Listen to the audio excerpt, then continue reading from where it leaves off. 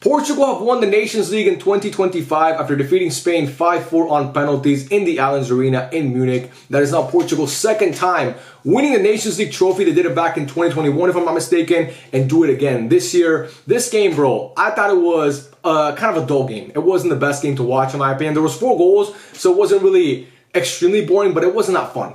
And that's really normal because most of the time these final games are not great. You're not really going to get a firework festival in a final most of the time. The 2005 UCL final between AC Milan and Liverpool, that's an outlier. The 2022, World Cup final between Argentina and France, that's an outlier. Most of the time finals are like this. They're, tight games, teams not trying to make mistakes and just trying to take their chances when they get them.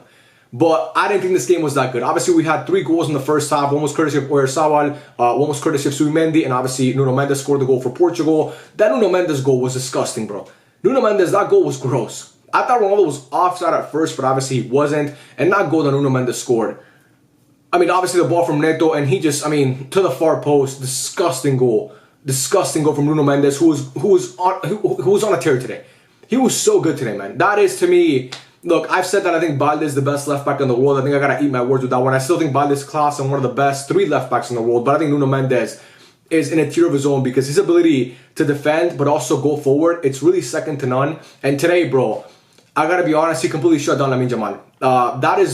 I've never seen Lamine Yamal more passive in a game. Or actually I have, but it's weird to see him this passive in a game this big. I've seen him be passive in games when it's like against Celta Vigo or against Real Sociedad, when the game's not that important or not that big of a stage.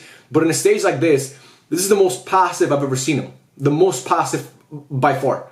He just seemed disengaged in the game. He didn't really seem interested in playing football, which is weird. And I think that, obviously, I'm not making excuses for Lamine Yamal, but I think Mingueza, being his partner on that right-hand side, didn't really help him whatsoever. Because Mingueza did fuck all. He was terrible going forward. He was terrible defensively. Mingueza really, we know this better than anybody as Barca fans, having watched them for years at the club. He's really not that good. And I don't think he's a terrible player, but he's really not that good. He didn't really offer Lamine Yamal much support. But even still, when Lamine Yamal had the ball at his feet, he just wasn't great. Now again, he was getting triple teamed, and even if it wasn't getting triple teamed, just having to deal with Nuno Mendes one-on-one, it's difficult. He just won Player of the Nations League final, rightfully so. By the way, he was by far and away the best player on the pitch. We've seen this guy so far this season shut down the likes of Mohamed Salah, shut down the likes of Bukayo Saka, and then today he shuts down, in my opinion, the best winger and probably the best player in the world, Lamine Yamal. One of the few times Lamine Yamal has talked the talk but not walked the walk. He obviously posted something on his Instagram prior to the game talking about like built for the moment or something like that. And today he was not built for the moment. Now, do I think that's an indictment on him and he's not going to win the Ballon d'Or now? No, because I think that his resume for the whole season speaks for itself. But again, I was a guy who was like, oh, Lamine Yamal won the game in the semifinal. That obviously helps his Ballon d'Or case. Losing this game and playing the way that he did, it's not going to help his case. Okay, it's just not going to help his case. I gotta be completely honest here. But yeah, man, I think what else was good about this game? I think Pedri obviously having an assist was really, really cool to see because I love seeing Pedri and the way that he plays. I thought he actually had a decent game out of the Spain team. I think he was one of the best players out there. Dean Huijsen had a great game, bro. That guy is so fucking clean on the ball. It's ridiculous. His passing ability is, Madrid needed a center back like that. They needed a center back like that.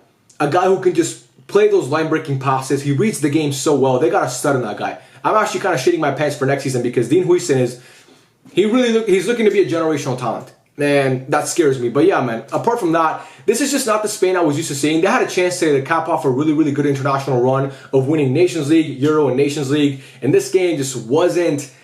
They just seemed really, really flat. Now, again, they didn't play their worst game, but the way we're used to seeing Spain play these past couple of years under Luis de la Fuente, we didn't really see today. And I think Portugal didn't play the perfect game, but I think the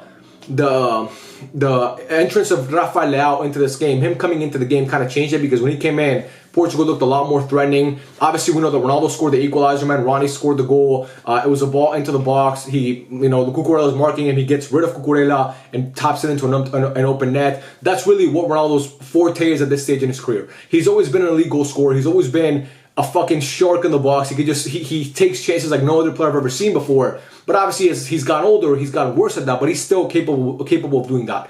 And that was a huge moment for Portugal getting that goal. And then, of course, it went to penalties. I'm not really going to talk about after Ronaldo scored that goal because, honestly, it was shit. The game was shit after Ronaldo scored that goal. It just wasn't a good game. But then it goes to penalties. And Alvaro Morata, a guy who, he's been in football for so long, but he's played for, like, the biggest teams in the world. He misses his pen. I think we all knew who was going to miss when he stepped up. his face, he looked scared, bro. He looked like he was shitting his pants. And he misses the pen, and then Portugal obviously convert the 5th pen to win the game and win the Nations League. They're giving right now Spain the medals of the losers. Look, I'll be completely honest here, guys, man. I don't really care that much about this tournament. I gotta be completely honest here. And I'm not saying this because I'm salty that Ronaldo and Portugal won. I really don't care, guys. I really don't care. I promise you I don't care. I don't give a fuck. I'm actually kind of happy for Ronaldo, but I get to that a little bit later in this video. But this tournament to me, man, I mean, you won the Euros last year.